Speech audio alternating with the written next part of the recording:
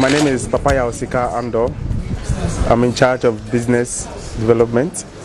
I'm looking out for businesses in partnership for TRAP. With the word TRAP, the full meaning is true reflection of African products. And we call the trap as in after you use our product, you're going to be trapped. And it's like you have a normal trap. So once you find yourself into it, means using the product, you're going to experience a different level of it. And by the end, you'll be trapped. So you're going to come back to it because you're going to like it. So the name trap, I mean, that's the revelation about it.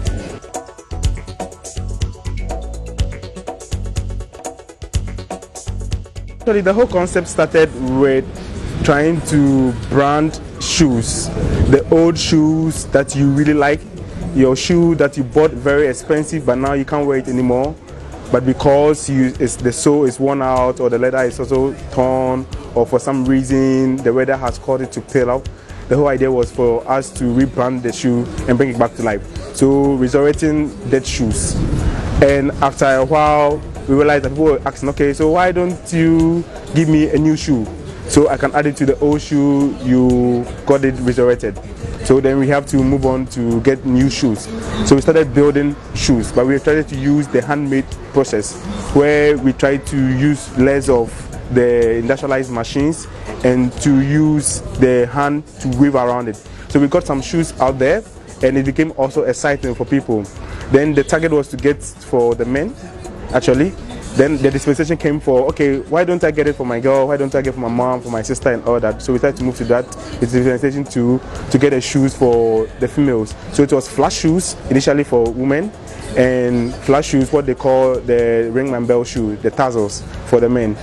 And after a while, we were thinking of trying to innovate and realize that what can we do African? As an African, what product can we get here to get something from our own so we can be proud of it? So we tried to get into contact using the jute, and that came about with the jute slippers. So we're using the normal jute that we call in the local dialect kotoko, the sack, and we use that to build a slippers. And that slippers is going to last because one, it can withstand the weather, as we have just the hot and the cold temperatures, and that slippers can help you out doing for casual wear, or as well as using it to, you're going to hang out with your boys, you're going to hang out with your girls, and you want to put in any shoe or any formal dressing, you can just have those slippers as well. First of all, I mean, Citi FM has a target client base. If you look at the concept of city, cosmopolitan, so anybody who associates himself is targeting a particular audience.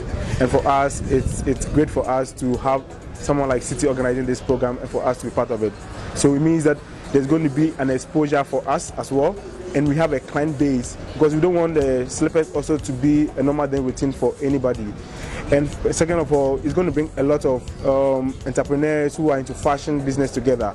Then we can also look at, some ideas are going to drop because day in, day out, there are new ideas that come up. So once we have the same platform, that we can also see other entrepreneurs who have the same ideas into fashion, they come on board. We're also going to come together. Maybe we can do some collaborations with each other, and we could be the next thing that could happen to Ghana.